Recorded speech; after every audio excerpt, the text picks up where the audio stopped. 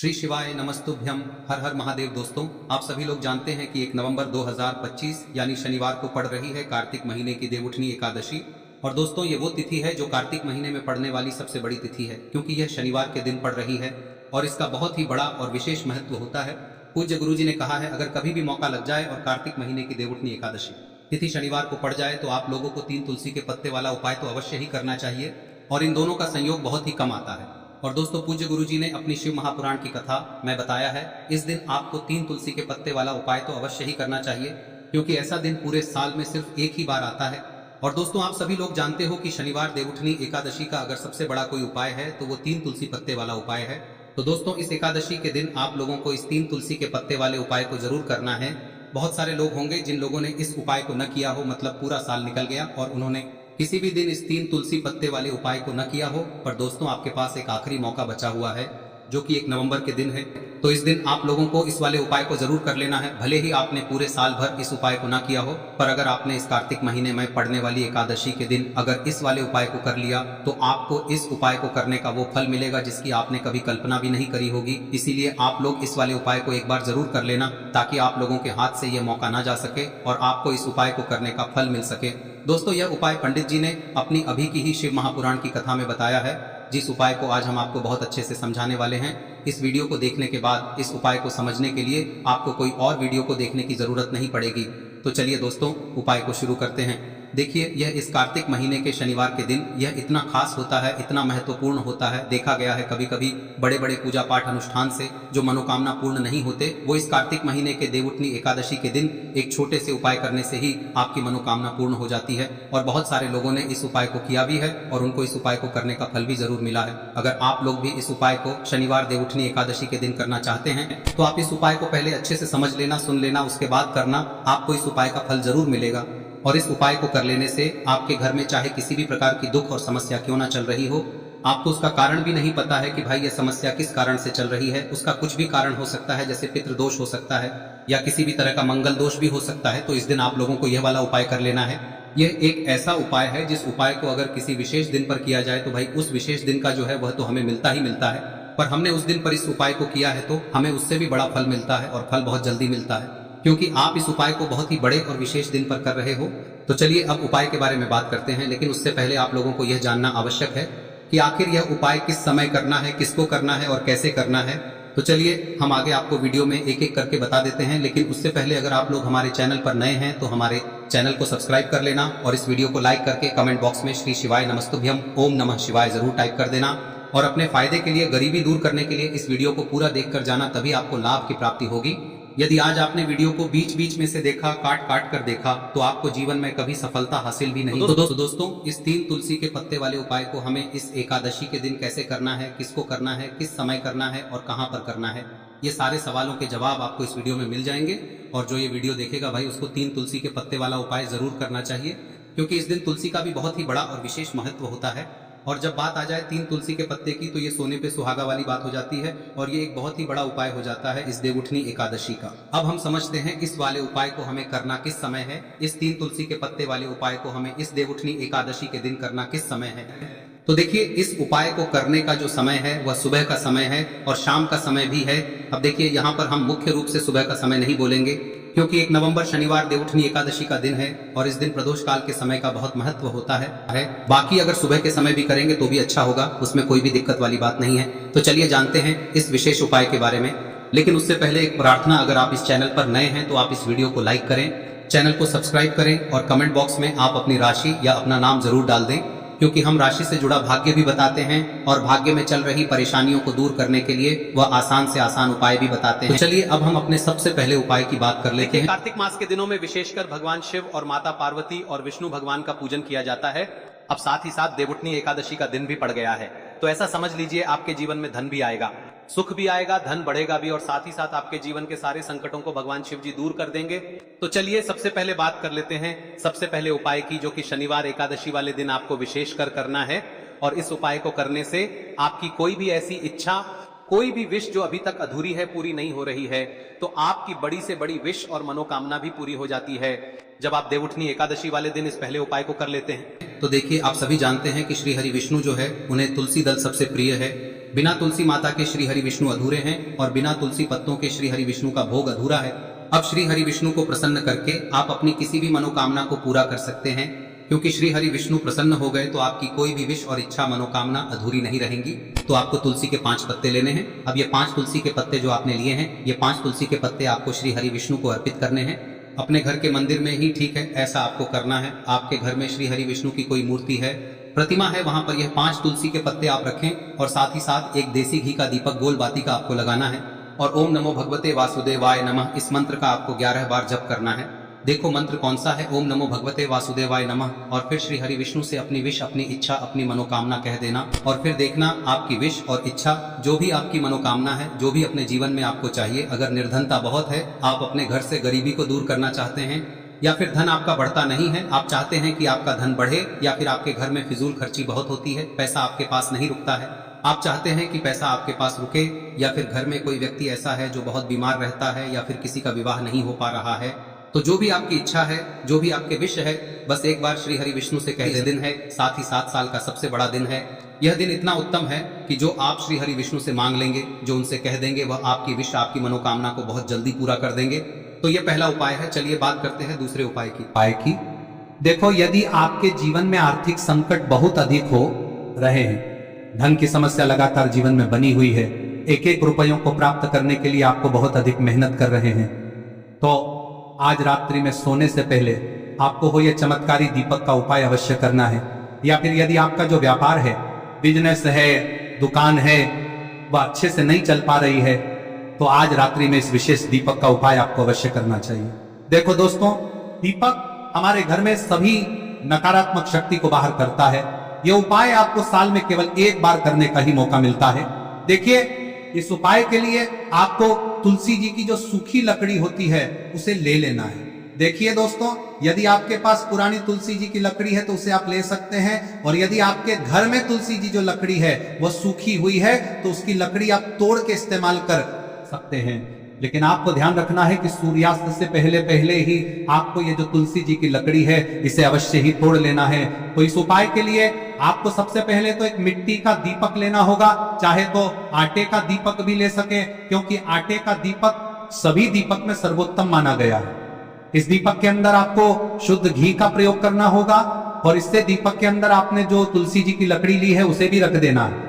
लेकिन ये जो तुलसी जी की लकड़ी है, इसमें आपको चारों तरफ अच्छे से घी लगा लेना है। देखिए, गुरु जी ने बताया है कि जो तुलसी जी की लकड़ी है, यदि आप उपाय करते हैं और बहुत ही शीघ्रता से जल जाती है, तो इसके लिए आपको एक कार्य करना है।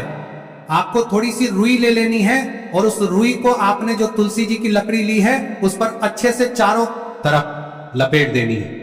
तुलसी जी की लकड़ी के ऊपर रुई लपेटने के बाद इसे आपको पूरा घी के अंदर डुबो लेना है। अब इसे आपको बाती के रूप में प्रयोग करना है। अब दोस्तों, इस दीपक को आपको प्रज्वलित कहां करना है? तो इस दीपक को आपको या तो भगवान विष्णु के सामने प्रज्वलित करना होगा, या फिर आपको भगवान श्री राम के सामने प्रज्वलित करना होगा, या फिर भगवान कृष्ण के सामने, यानी कि भगवान विष्णु के जो भी अवतार हैं उनके सामने आप ये दीपक प्रज्वलित कर सकते हैं। या फिर आप इस दीपक को माता तुलसी जी के सामने भी प्रज्वलित कर सकते हैं। पूज्य गुरु जी ने बताया है कि जो भी व्यक्ति इस प्रकार से तुलसी जी की डंडी से या दीपदान कर देता है, उसके जीवन में कभी भी धन की समस्या नहीं होती है। इसीलिए आपको यह पूरे साल में केवल 1 बार ही मौका मिलता है। इस उपाय को करके देखना, आपकी सभी इच्छाएं जरूर पूर्ण होंगी। ये जो उपाय है रात्रि में सोने से पहले करना है। अब बताते हैं तुलसी के गमले में आपको वह कौन सी चीज डालनी है जिस उपाय को करने से आप अपने जीवन में महाधनी बन जाएंगे। इतना धन आपको मिलेगा कि कभी भी आपके धन में कमी नहीं आएगी, कभी भी आपका धन बर्बाद नहीं होगा। आपके पैसे की बर्बादी बिल्कुल आपके जीवन से रुक जाएगी। और जो लोग कहते हैं कि घर में पैसा तो आता है, पैसा रुकता नहीं है और पैसा बढ़ता नहीं है, वृद्धि नहीं हो रही है, उन्हें भी विशेष यह तीसरा दिन जरूर करना चाहिए। तो देखिए, पहले ही आपको बता दिया कि श्री हरि विष्णु की पूजा और उनका भोग श्री मतलब तुलसी मैया के बिना अधूरा है ना। और तुलसी मैया जो है वह श्री हरि विष्णु के बिना अधूरी है। तो देखिए, जब भी आप तुलसी का कोई उपाय करेंगे तो सीधे सीधे आप श्री हरि विष्णु को प्रसन्न कर लेते हैं। अब व्यक्ति को, यानी जो भी व्यक्ति है, किस व्यक्ति को कितना धन देना है, यह श्री हरि विष्णु के हाथ में होता है। धन देने का काम माँ लक्ष्मी करती है, जो कि माँ तुलसी का ही एक रूप है। माँ तुलसी जो है यह माता लक्ष्मी का ही स्वरूप है ना। तो आपको करना क्या है, आपको लेनी है यहाँ पर हल्दी। पिसी हुई जो कि श्री हरि विष्णु से जुड़ी हुई है, आपके गुरु गृह से जुड़ी हुई है, आपकी कुंडली में गुरु को मजबूत करती है, सुख सौभाग्य को खींचने का काम करती है, धन को बढ़ाने का काम करती है।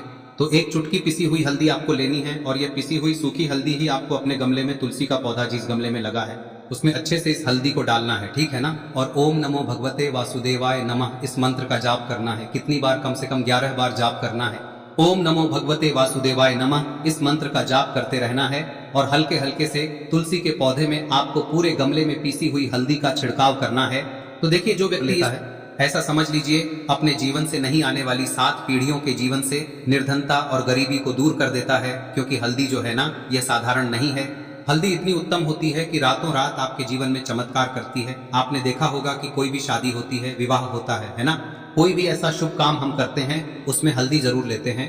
गृह प्रवेश जब हम करते हैं तो हल्दी के स्वास्तिक का निर्माण करते हैं।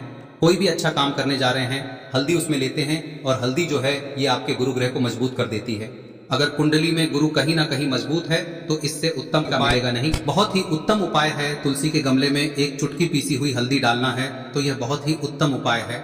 इस उपाय को आप जरूर, साल का सबसे बड़ा यह दिन है, तो इस उपाय को करने से श्री हरि विष्णु और महादेव आपसे न केवल प्रसन्न होते हैं, होते हैं, आपसे इतना प्रसन्न हो जाते हैं कि जीवन में कभी आपके गरीबी और निर्धनता को नहीं आने देते हैं। तो चलिए अब बात कर लेते हैं अपने तीसरे उपाय की, जो कि मुख्य द्वार से जुड़ा हुआ है और यह उपाय है स्थिर लक्ष्मी के वास के लिए।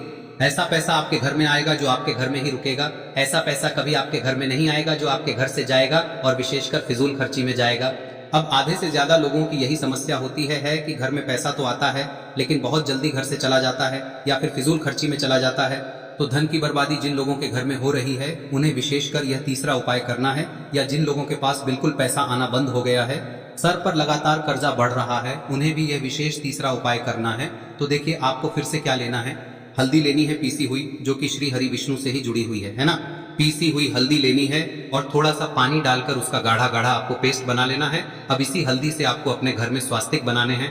कितने स्वास्तिक? एक स्वास्तिक आपको बनाना है अपनी तिजोरी पर, जिसमें आप पैसा रखते हैं। चाहे तो आप संदूक में रखते हैं, अलमारी में रखते हैं, जिस चीज में भी पैसा रखते हैं, बस वहां पर हल्दी से एक स्वास्तिक बनाना है। दूसरा स्वस्तिक आपको कहाँ बनाना है? अपने घर के मंदिर में, है ना। और 2 स्वस्तिक आपको बनाने हैं अपने घर के मुख्य द्वार पर बाहर की तरफ। हल्दी से 4 स्वास्तिक आपको बनाने हैं। 2 स्वास्तिक मुख्य द्वार पर बाहर की तरफ, एक तिजोरी पर है ना, और एक अपने घर के मंदिर में। बस ये उपाय आप लिया तो देखिए, जो धन की तिजोरी है उसमें पैसा भरा रहेगा। कभी भी धन की तिजोरी धन से खाली नहीं होगी, क्योंकि जहां पर हल्दी का स्वस्तिक एक होता है वहां कभी धन की कमी नहीं होती है। हमेशा वहां पर धन की देवी माता लक्ष्मी वास करती हैं, क्योंकि हल्दी किससे जुड़ी हुई है? श्री हरि विष्णु से। और माँ लक्ष्मी कहाँ होती है? जहां श्री हरि विष्णु वास करते हैं। अब बात करें कि आपके घर का मंदिर जो है उसमें अगर आप एक स्वास्तिक बनाते हैं तो आपके घर से ऊर्जा जो है, पूरे में ऊर्जा फैलती है ना। तो आपके घर में पॉजिटिव एनर्जी बढ़ती है, सकारात्मक ऊर्जा बढ़ाती है। जब आप अपने घर के मंदिर में हल्दी का स्वस्तिक बनाते हैं, आपके घर से बुरी शक्तियां, नेगेटिव एनर्जी जैसी चीजें बिल्कुल आपके घर में नहीं रुकती है। मुख्य द्वार तो इतना उत्तम होता है कि मुख्य द्वार से ही माँ लक्ष्मी की नजर सबसे पहले आपके मुख्य द्वार पर ही पड़ती है। और मुख्य द्वार पर अगर आपने हल्दी के स्वस्तिक बना दिए तो माँ लक्ष्मी देखते ही प्रसन्न हो जाती है, क्योंकि यह श्री हरि विष्णु से जुड़ी हुई है ना। और हल्दी के स्वास्तिक जहां पर जो व्यक्ति अपने घर के मुख्य द्वार पर बनाते हैं, ऐसा समझ लीजिए माँ लक्ष्मी उनके घर में वास करती है और कभी भी ऐसे घर को फिर छोड़कर नहीं जाती है। स्थिर लक्ष्मी का वास आपके घर में होगा। यह हल्दी के स्वास्थ्य बहुत ही उत्तम है। साथ ही साथ कोशिश करें कि इस दिन गाय माता को हरी घास अवश्य खिलाएं। अगर आपको हमारी ये वीडियो पसंद आई हो तो हमारे इस वीडियो को लाइक करें, चैनल को सब्सक्राइब करें, कमेंट बॉक्स में लिखे हर हर महादेव, जय मां लक्ष्मी। अब बात करते हैं अगले उपाय की। हम सभी के घरों में माता तुलसी का पौधा अवश्य ही होता है। तो देखिए, हमें तुलसी जी के पौधे से सबसे पहले तो 3 पत्ते तोड़ने। देखो, एकादशी वाले दिन आपको तुलसी के पत्ते नहीं तोड़ने। तो देखिए, तुलसी जी के आपको 3 पत्ते तोड़ने लेने हैं। और इन तुलसी जी के पत्तों को तोड़ने के बाद आपको एक चुटकी हल्दी भी अपने साथ में लेनी है। हल्दी के अंदर आपको जल मिलाकर के पेस्ट के रूप में तैयार करना है। और इसी के साथ में आपको एक दीपक भी लेना होगा। दीपक आप मिट्टी का भी ले सकते हैं, आटे का भी ले सकते हैं। और इस दीपक में आपको शुद्ध घी डाल के इसमें आपको लंबी रुई की बाती का प्रयोग करना है। देखिए दोस्तों, आपके पास 3 तुलसी जी के पत्ते हैं। तो पहला जो तुलसी जी का पत्ता है उस पर आपको सबसे पहले तो जो आपने हल्दी ली है उसकी एक बिंदी लगानी है। और पहला जो तुलसी जी का पत्ता है आपके घर में, भगवान विष्णु का चाहे कोई सा भी स्वरूप हो, चाहे लड्डू गोपाल जी का स्वरूप हो, या फिर भगवान कृष्ण की आपके मंदिर में प्रतिमा हो, या फिर भगवान श्री राम की प्रतिमाएं, उनके सामने आपको पहला तुलसी जी का पत्ता अर्पित करना है।